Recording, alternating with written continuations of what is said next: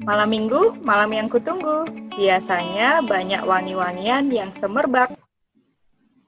Ada lanjutannya enggak, Bu Yusefa? Ada dong. Demi apa coba malam kali ini sama 3 jomblo coba? Saya memang masih single, tapi udah taken, Bu. Ya. Udah tahu Mas, udah tahu. Itu harus diumumin terus gitu ya Mas ya? Lah, Bu Yus bilangnya 3 jomblo kok. Kan aku enggak. Ya wes. Manut wae aku. Emosi loh dia ngomongnya. Apa coba? Apa aja lah Mas Thomas, yang penting Mas Thomas bahagia dan nggak hilang-hilangan lagi ya di podcast. Dibahas. Ya, kudu Mas, harus dibahas terus pokoknya itu. Itu semuanya gara-gara Mas Thomas yang taken. Taken dan itu ya, syuting itu ya. Iya, taken dan syuting biar jadi artis. Tapi ini saya juga penasaran Bu, apakah tamu super istimewa kita hari ini juga sudah taken atau masih jomblo? Gimana Mas? Tolong konfirmasinya Mas. Bu. Masa loh suruh beliau datang ke Saturday with cuma mau ditanya jomblo atau bukan? Itu ntar aja di extended version sambil lanjut malam mingguan. Untuk Sobat Malming yang tersayang, kita berikan konten yang berfaedah dulu lah, Bu. Benar-benar, saya kadang-kadang hilaf gitu, Bu. Maklum. Terbawa suasana malam mingguan gitu loh. Ya udah, kita menyapa dulu tamu istimewa kita kali ini. Halo, Mas Kunto. Saya Uke dari Universitas Muhammadiyah di Jakarta. Salam kenal ya, Mas ya. Halo, Mbak. Salam kenal, Mbak Uke, Mas Thomas, Mbak Yusefa, apa kabar? Saya manggilnya ini Mbak Mas apa Bupak nih? Karena pasti pada muda-muda sekali nih, kayak. Loh, yang muda itu cuman terbatas loh, Mas. Oh, gitu.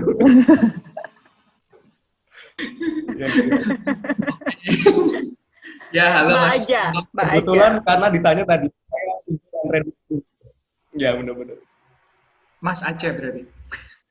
Mas, ya. Mas, ya, Mbak. Ya, ngomong-ngomong saya Thomas dari Universitas Santa Dharma dan kami mengucapkan terima kasih kepada Mas Kunto karena sudah meluangkan waktu, karena Mas Kunto ini sangat-sangat sibuk dan bisa meluangkan waktu dengan kami itu sesuatu yang luar biasa. Dan saya tuh kemarin coba cek-cek sosial media Mas Kunto dan sejujurnya saya takjub sendiri dengan kegiatan-kegiatan dan karya-karyanya yang luar biasa menginspirasi. Betul. Karena selain menjadi dosen di STKIP, ini bacanya gimana ya Mas? Pamane atau Pamane ya? Pamane. Oh, Pamane. Pamane Talino, Ngabang, Kalimantan. Gitu ya. Mas Kunto ini juga founder dari Small Initiatives dan juga baru saja pulang selesai menjalani program FLTA Fulbright mengajar bahasa Indonesia di Harvard Kennedy School USA. Luar biasa. Bentar. Ini saya tarik nafas dulu gitu ya, karena saking kagumnya gitu. Luar biasa deretan ininya, prestasinya tuh. Wall of Fame loh. Tahan Bu, tahan. Ini mungkin baru beberapa saja loh. Saya yakin masih banyak kegiatan-kegiatan dan karya beliau yang lain juga. Nah, kita minta Mas Kunto berkenalan lebih lanjut saja dulu kali ya kepada Sobat Malming. Mas Kunto, bisakah memberitahu kepada Sobat Malming Saturday with tentang who you are? Silakan Mas. Terima kasih. Halo Sobat Malming Saturday, perkenalkan tadi nama saya Kunto Nur Sahyoko, biasanya dipanggilnya Kunto.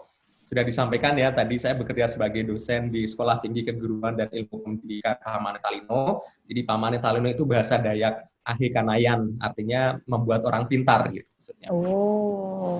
Itu Pamane dari kata pane yang artinya pandai, Talino itu orang, jadi manusia pintar.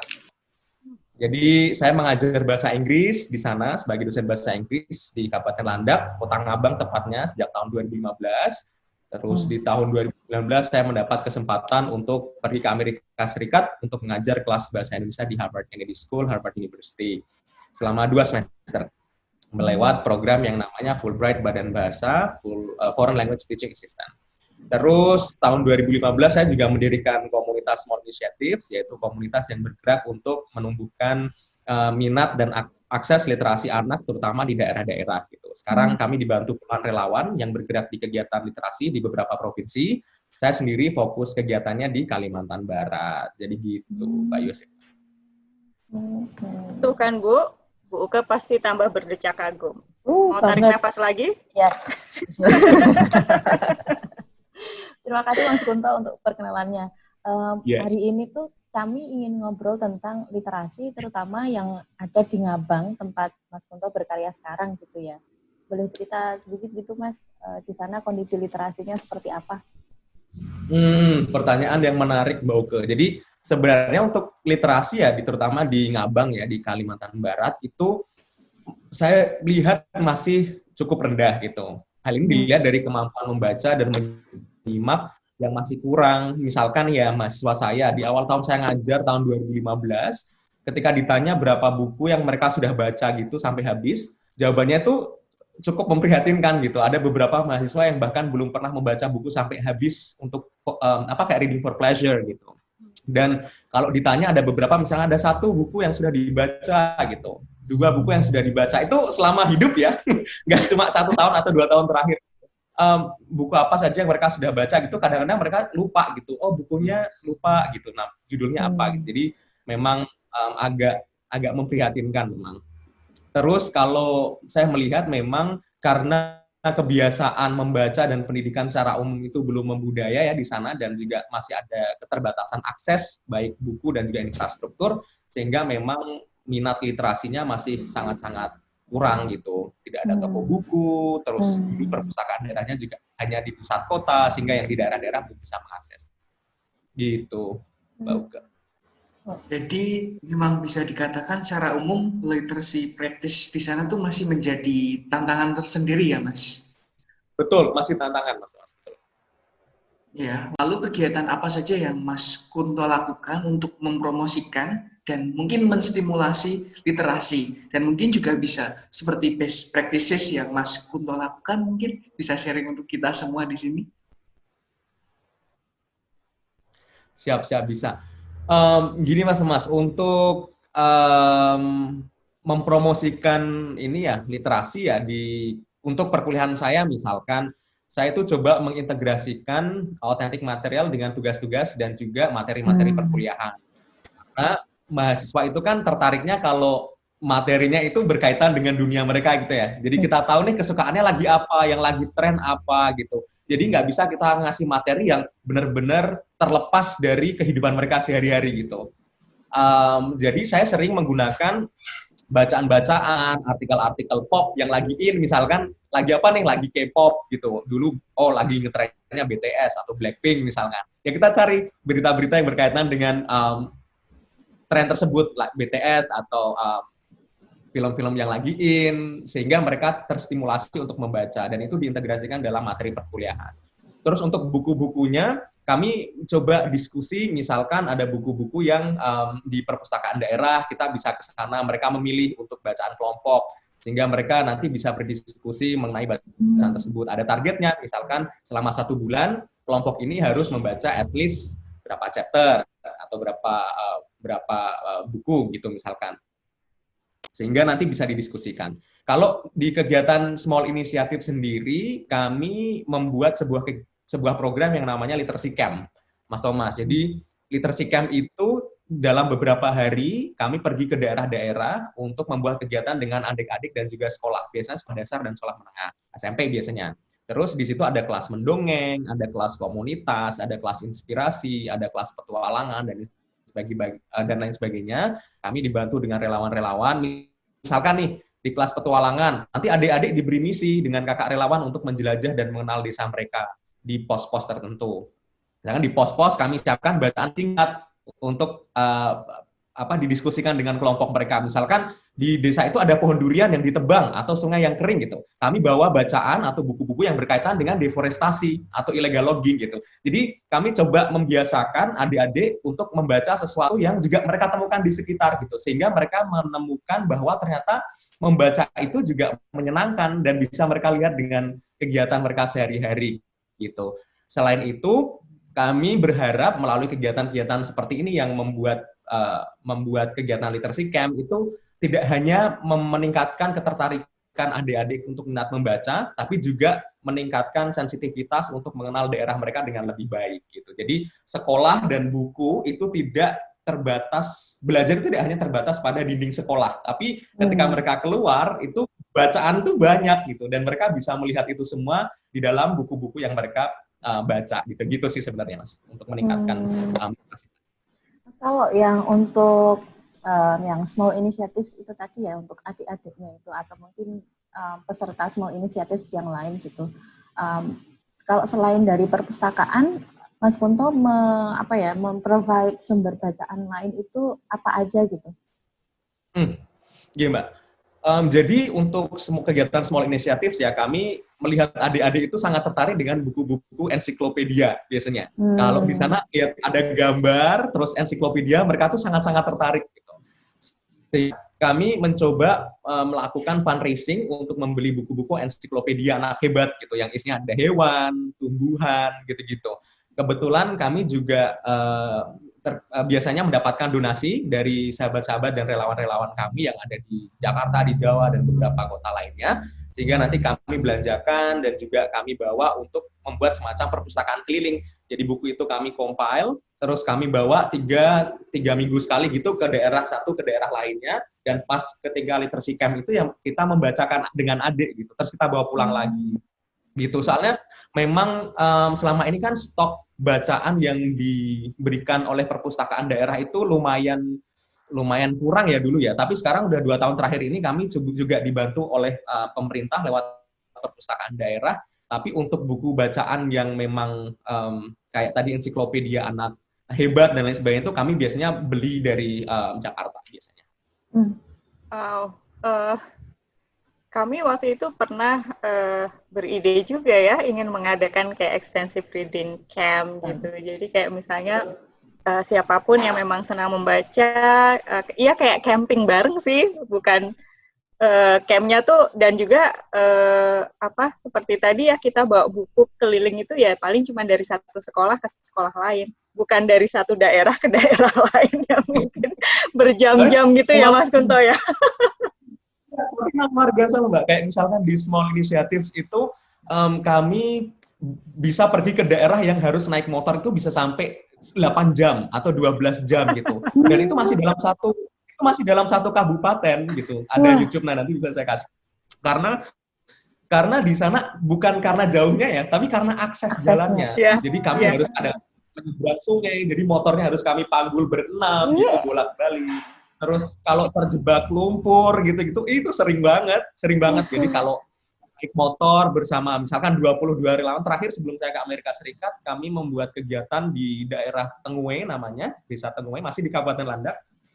Itu kami berangkat jam 9 pagi, sampai sana itu jam setengah 10 malam. Iya, itu bersama 22 relawan lainnya. Jadi motornya itu harus kami panggul, terus dijemput orang desa bawa rakit gitu, untuk menaikkan motor kami karena terjebak di sungai. Tapi paginya kita langsung tancap kegiatan untuk literacy camp itu. Oh, wow. Oke. Gengs, fix. Kalau saya sih nggak ngangkat motor, Bu. We are nothing. Ngangkat buku aja kita tuh udah ini ya. Ngangkat buku aja kita tuh udah yang, aduh berat, aduh siang ini panas gitu ya Mas Thomas. Dari Jalan Gejayan ke Jalan Magelang itu ya. Fix, geng. Atau ke Mataram gitu kan. Fix, geng. We are nothing. Masing-masing punya ini sendiri. Iya. Adalah lebih dari 70% relawan kami itu perempuan. Jadi kalau pas yang misalkan 22 orang itu, berapa? 14-an orang gitu yang perempuan, dan mereka ngangkat-ngangkat gitu juga luar biasa sekali relawan kami. Terus superhero. Superhero. Ya, ini udah siap-siap Mas Pi. Nggak perlu daftar membership gym di sana. Kalau CV-nya kemampuannya Aikido bisa ya kayaknya ya Mas Kunto ya, sudah masuk ya. Nah, Bu Uke cocok. Berangkat, Bu. Bisa. Ya. Keren sekali Mas Kunto. Itu wow. Saya bisa Speechless. membayangkan. Ya, tapi saya juga jadi penasaran Mas, kalau anak-anak sendiri itu exposure terhadap bacaan itu dari mana? Selain dari Mas Kunto yang sudah menyediakan itu, apakah dari orang tua mereka atau dari teman-teman mereka mungkin punya buku yang mereka bisa baca, atau memang mereka sama sekali tidak ada hal itu? Oke, kalau kita ngomong di Kota Ngabangnya sendiri ya, Mas Mbak, itu memang sudah ada perpustakaan daerah yang bisa diakses. Tapi itu kan hanya terbatas di Kota Ngabang ya. Maksudnya di kecamatan-kecamatan yang lain memang akses buku itu sangat susah. Saya merasa memang kurang gitu. Bukan saya rasa memang kurang ya, karena ada keterbatasan akses dan infrastruktur. Jangankan buku ya Mas, Mbak, listrik, jalan, dan internet aja masih susah gitu. Jadi misalkan tadi saya cerita di kegiatan Small Initiatives, kami tak jarang tuh menemukan daerah yang untuk ke sana aja harus lewat lumpur, terus kemudian tadi bawa motor gitu dan lain sebagainya, karena jalannya memang susah, listrik belum ada gitu. Jadi mereka pakainya masih pakai genset kalau mereka nyebutnya ya, pakai generator yang hanya hidup misalkan jam 6 sore biasanya sampai jam 10 malam gitu-gitu. Terus kami juga nggak jarang menemukan sekolah yang satu SD itu jaraknya dari kampung terakhir itu 1 sampai 2 jam perjalanan. Jadi adik-adik kami pernah dulu sampai di Desa Tengon itu jalan kaki 1,5 jam dengan adik-adik dari kampung mereka, dan itu lewat hutan. Saya nggak ngebayang tuh kalau misalkan itu hujan gimana gitu. Ya adik-adiknya ketawa aja kalau hujan, kalau udah di tengah-tengah mereka lari. Kalau misalkan pas mau berangkat hujan, ya mereka nggak berangkat sekolah gitu. Dan agak sedih karena guru-gurunya juga sangat terbatas. Misalkan satu sekolah itu, satu SD ya, itu diajar 3 orang guru saja, sehingga kelas 1-2 harus di-merge. 3-4 di-merge gitu-gitu. Sehingga untuk orang yang membantu memfasilitasi, meningkatkan aktivitas literasi itu jadi kurang gitu. Orang tuanya ya sangat jarang memberikan akses literasi karena masih di daerah-daerah masih ada ini pemikiran makan nggak makan sama-sama semangkok gitu. Artinya sekolah nggak sekolah ya makannya juga semangkok gitu. Nah itu yang coba kita sadarkan, kita promosikan juga bahwa sebenarnya memang sama-sama semangkok gitu. Tapi semangkok dengan sekolah dengan semangkok nggak sekolah itu berbeda lauknya gitu istilahnya. Memang sama-sama nasi tapi lauknya berbeda. Oh yang satu ada ayam, ada sayur, bergizi lengkap. Yang satu cuma misalkan hanya dengan pakis dan garam misalkan, sehingga itu yang kita promosikan. Nah, melihat situasi itu, Mas Thomas, kami berusaha untuk membawa akses bacaan. Kalau nggak ada bacaan nih di sana, ya berarti the least we can do adalah membawa bacaan itu ke daerah mereka gitu. Dengan apa ya tadi, dengan literacy camp, dengan perpustakaan keliling. Memang nggak maksimal karena waktu kami terbatas, tenaga kami terbatas, bahan bacaan kami terbatas.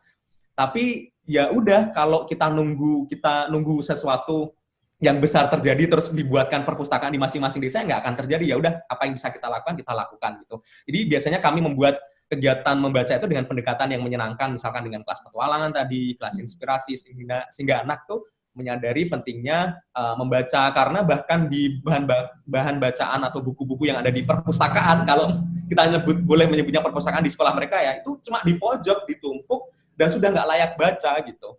Dan kami berusaha membawa selain akses bacaan ke daerah-daerah, meskipun terbatas, kami juga berusaha untuk biasanya gimana caranya biar kegiatan baca itu menyenangkan gitu. Oke. Bentar, saya tarik nafas dulu. Harus digestnya tuh harus pelan-pelan ini. Aku berkaca-kaca. Oh my God. Oh wow. Kak Kunto, you're amazing. Aku speechless.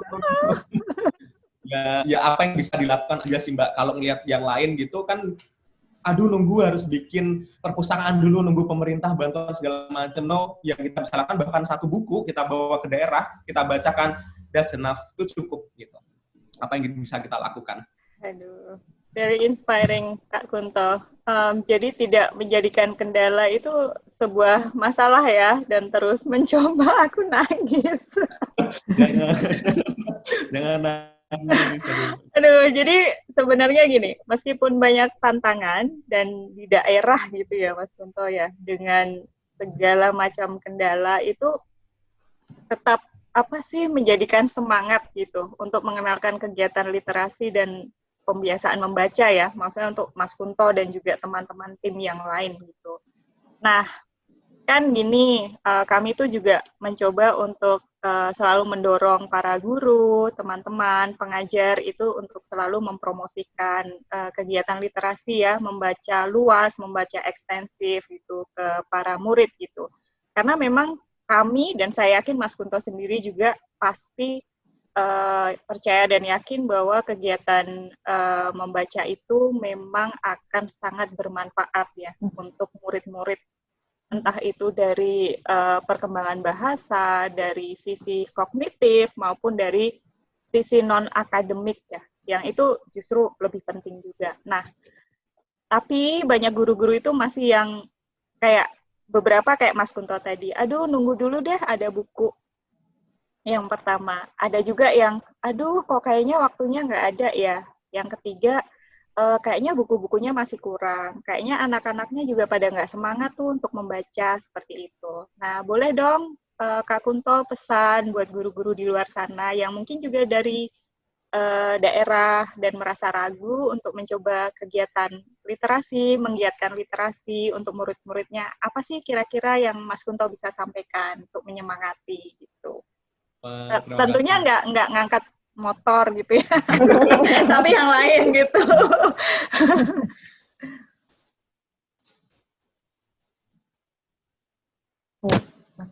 Nggak usah yang sampai ngangkat motor. Iya. Bukan hanya pesan Bapak Ibu guru. Ini pesan untuk diri saya juga gitu, bahwa sebenarnya jangan ragu kalau kita sudah ingin niatnya untuk mengabdikan diri di pendidikan gitu ya, jangan ragu Bapak Ibu gitu. Lakukan apa yang bisa dilakukan meskipun dari hal yang paling kecil gitu. Itulah kenapa komunitas ini dinamakan small initiatives. Karena ini adalah inisiatif kecil.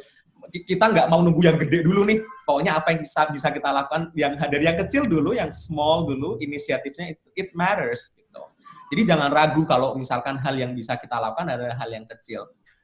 Bacakan satu cerita dan buatlah minimal satu anak suka membaca, itu udah sangat-sangat cukup gitu. Karena hal itu akan membuat perubahan. Jadi jangan menunggu orang lain atau bantuan siapapun untuk memulai. Mulai dari diri kita sendiri, mulai membaca, mulai tularkan semangat ini ke orang-orang yang ada di sekitar kita. Satu buku, satu cerita, satu orang itu sudah sangat-sangat cukup gitu. Dari situ nanti akan terus rolling. Tuh Bu Uke, catat ya Bu Uke ya. Small thing is always bigger than big things. Jadi kalau misalnya dia udah mulai ngeliat, meskipun belum senyum, itu small thing tapi matters Bu ya. Catat. Malam minggu nih Bu. Ngalahin.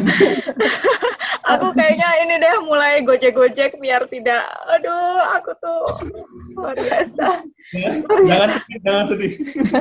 Nggak sedih, tapi lebih ke I'm so touched gitu, tersentuh dengan usaha teman-teman. Ternyata memang kayaknya teman-teman ini perlu keluar juga ya, keluar dari mungkin Pulau Jawa untuk juga berbagi dan melihat ke tempat-tempat lain ya Bu Uke, Mas ya. Tapi bener loh Mbak Yusefa, karena born and raised di Jawa ya istilahnya. Terus kemudian saya mendapatkan privilege untuk kuliah S1 di Universitas Negeri Semarang, S2 saya double degree di Ohio State University dan juga ke Universitas Negeri Semarang. Jadi dari mulai kecil sampai gede lulus S2 itu, terus kemudian saya juga ngajar di salah satu universitas negeri di Semarang tahun 2014 ketika lulus gitu. Tapi ya kayak gitu-gitu aja gitu. Waktu itu idealismenya saya tinggi. Pengennya kalau udah kelar S2 pengen ini nih, pengen membawa manfaat ke luar gitu dan lain sebagainya. Sehingga saya memberanikan diri untuk ke Kalimantan Barat. Banyak yang itu pada saat itu ragu, kamu bakal kehilangan akses social capital, social network dari network kamu dan sebagainya. Tapi waktu ke sana justru bukan saya yang mengajari, tapi justru saya yang diajari gitu. Saya yang belajar banyak dari kearifan lokal, orang-orang di sana, dan ternyata membuat semua stereotip, prejudis yang saya miliki itu hilang. Terus kemudian saya melihat betapa gap antara Jawa dan luar Jawa itu masih sangat tinggi, sehingga pengen belajar bersama-sama orang di sana untuk bagaimana membuat gap itu tidak terlalu tinggi dan bagaimana membuat akses pendidikan itu lebih bisa membudaya dan lain sebagainya lewat literasi ini gitu. Makanya saya sangat-sangat senang punya pengalaman dan privilege untuk bisa belajar di daerah gitu. Jadi saya sarankan ibu-ibu, bapak-bapak kalau ada kesempatan coba ke daerah buat melihat di sana gitu. Bentar, saya kok bola-balik sesek ya? Iya kan Bu? Iya kan? Aduh. Kok berkali-kali kok sesek kayak oh iya. Ya saya born and raised di Jawa Mas, dengan kondisi yang alhamdulillah itu ya mencukupi gitu ya dari banyak hal gitu. Dan tadi pesannya Mas Kunto sangat powerful. We have to start small, dan ya itu harus keluar sih, benar. Jadi biar kita bisa melihat apa yang tidak biasa kita lihat di sekitar kita gitu ya. Jadi ikut bersemangat gitu loh Mas, untuk jangan di sini-sini aja, tapi juga harus melihat yang lainnya gitu. Melihat yang lain Mas Thomas. Melihat yang lain tuh sama dengan move on. Ini tuh udah nganu loh Bu Yus, atmosfernya tuh sudah mulai serius gitu loh Bu. Aku nggak suka serius. Udah dibangun pelan-pelan ya Mas Kunto ya. Image itu loh. Aku nggak suka serius. Nanti aku nangis lagi. Udah mau improve dari skrip ya malah nggak jadi. Aku mau.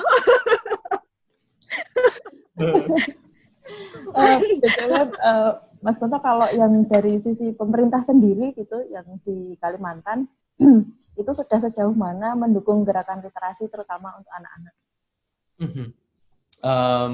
Ya Mbak Uke, jadi tadi saya sudah sempat cerita juga bahwa selama 2 tahun terakhir ini kami mendapat dukungan yang cukup signifikan gitu dari pemerintah daerah lewat perpustakaan daerah.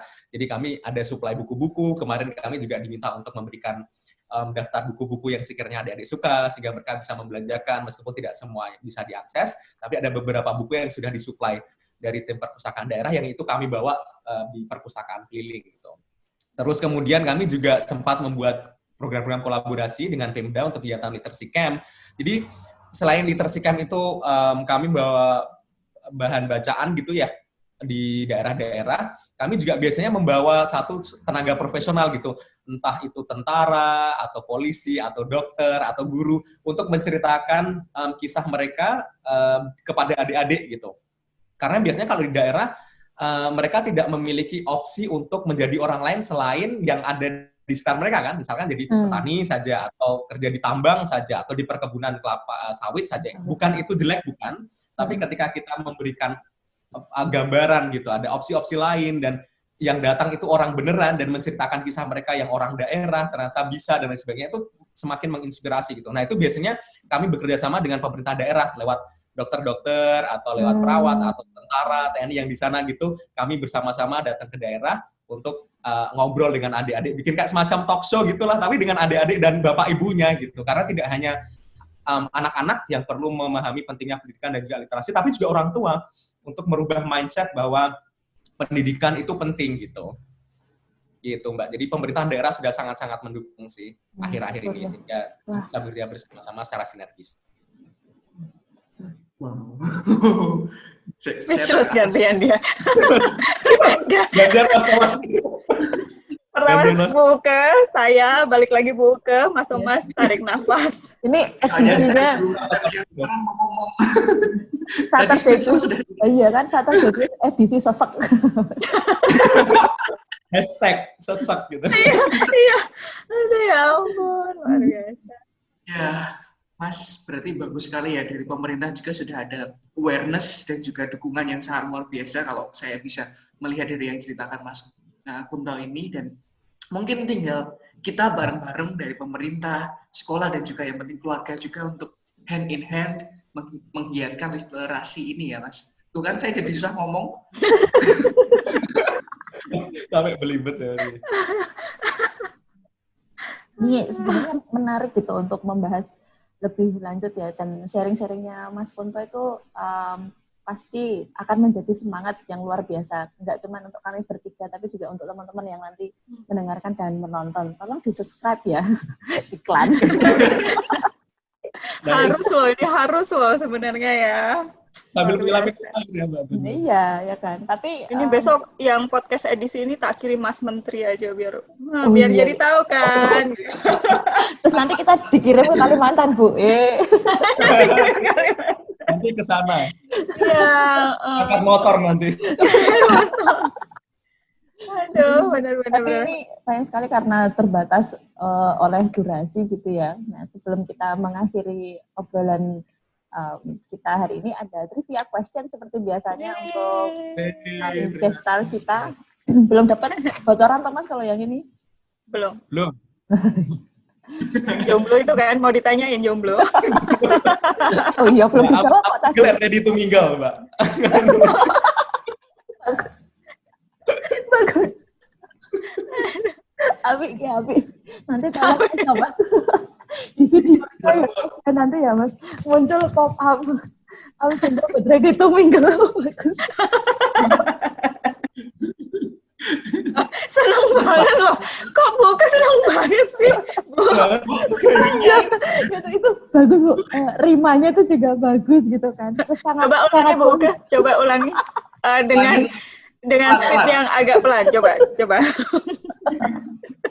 Jadi ya, teman-teman yang mendengarkan, Mas Kunto is single but ready to mingle. Malu deh Mas Thomas. Aduh. Ya, tolong ya Mas ya. Cuman Mas Thomas yang bisa. Oke. Pertanyaan pertama untuk Mas Kunto. Buku favorit Mas Kunto apa ya? Oh, buku favorit. Aduh, susah ya.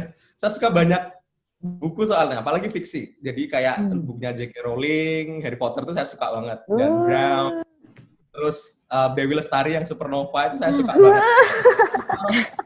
Iya, Supernova saya suka banget. Wah, Mas Kunto, siap-siap loh. Ya? Habis ini diundang ke podcast sebelah. Oh, gitu. Apa Bu? Judulnya Bu? Judulnya apa Bu? Judulnya adalah The Phone Book Podcast. Oh, iklan lagi. The Phone Book Podcast. Itu podcast miliknya Bu Uke yang ini ya, kayaknya nelpon orang terus ngobrolin buku gitu ya. Siap-siap aja Mas Kunto. Ini menginspirasi saya juga mau bikin podcast lah nanti. Wes. Ya tadi kita mau undang Mas. Iya, Bu Uke tuh nama podcast kok. Ini subscribe bosen ini mulu gitu. Bocoran lagi nih, ada satu podcast yang akan dibuat Bu Uke lagi, The Jomblo Podcast. Itu sudah ada pembicara yang akan tetap sebagai narasumber gitu. Buka sendiri. Ya kalau saya kan hostnya Mas. Inisialnya dia host dan narasumber. Nanti akan ada penasehatnya. Tapi Mas Thomas sudah nggak bisa ikut, maaf ya Mas ya. Tak gelek gitu kan. Baik, kembali ke buku tadi. Iya, Saya jadi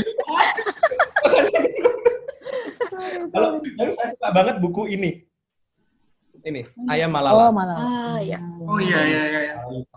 Ini saya suka karena tadi idenya bahwa dia nggak mulai dari yang besar gitu, dari kecil ngajari teman-temannya, sama kayak tadi kesadaran literasi. Jadi dibangunnya cukup satu buku, kalau dia bilang satu pensil itu cukup untuk merubah dunia gitu. Jadi ya sama, kalau mau mempromosikan literasi nggak usah yang gede-gede, cukup satu buku, bacakan dongeng itu ke orang di sekitar Anda, satu orang pun cukup. Jadi nggak perlu menunggu yang sesuatu yang sangat signifikan gitu.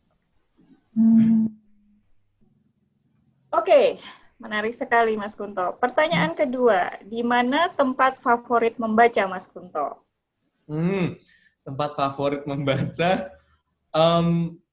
saya sukanya di alam terbuka sih, Mbak. Jadi kalau di Kalimantan biasanya saya sambil nunggu durian jatuh gitu sama mahasiswa saya gitu, biasanya bawa buku di hutan-hutan gitu. Kalau enggak pas lagi ke sungai sambil mendengar kicau burung sama hijau-hijau gitu. Lagi ngecamp, saya kan juga suka trekking haki gitu kan. Jadi pasti bawa buku. Sukanya karena sambil denger yang seger-seger angin, terus kemudian hijau-hijau pohon-pohonan gitu. Biasanya di alam terbuka sukanya.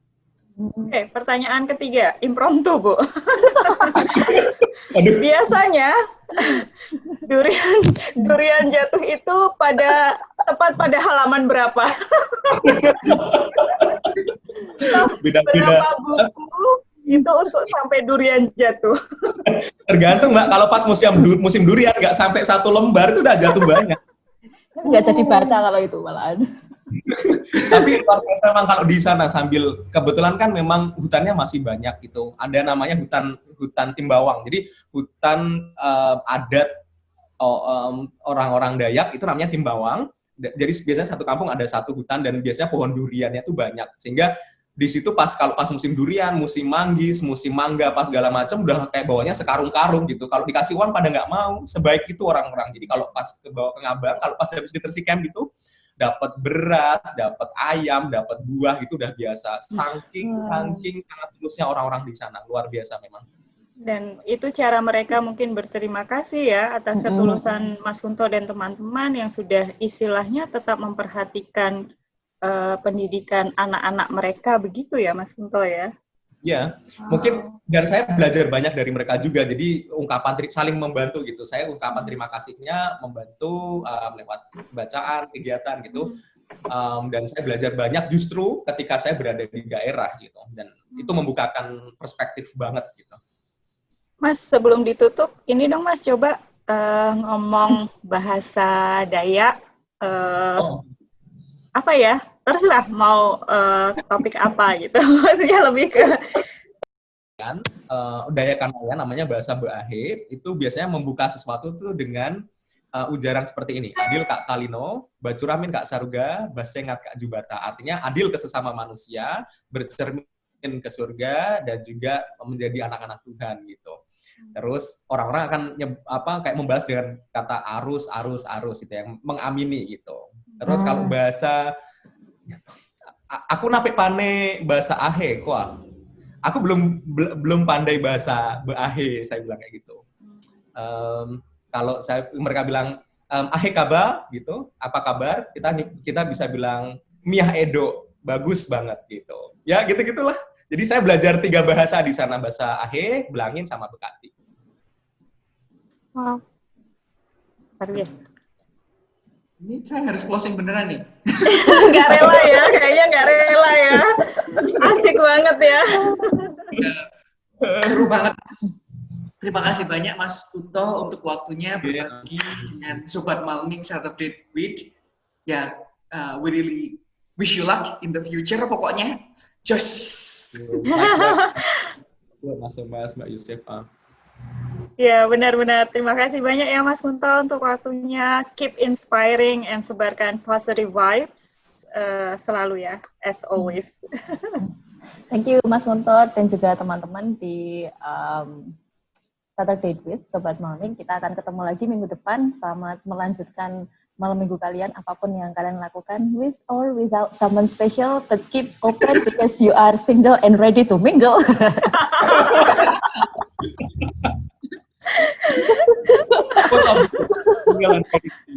Terima kasih Mas Kunto, terutama untuk hashtag yang terbaru. akan kami pakai selamanya. Ya enggak deh, masa terus selamanya, enggak juga sih. Ya jangan dong Mbak. Iya betul. Oke. Tetap semangat teman-teman semua. See you next week. Sampai jumpa. See you. Bye.